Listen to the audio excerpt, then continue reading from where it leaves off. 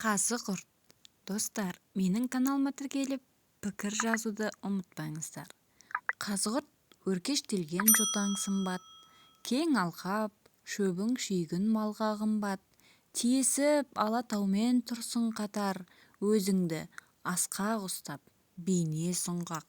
Қазы-құрт басында жоқ мәңгі мұзы, жел жаңбыр тілім деген жартас құзы, шыңында құс ұялап аң жортады, әзірше қазы-құрттың баққан қызы.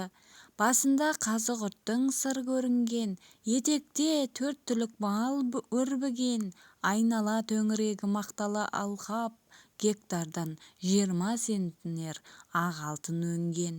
Басында қазы-құрттың кеме қалған, сондықтан қасиетті санайды адам. Баурайында жетім қозы қалып қойып, дарынды шопан ата содан қалған.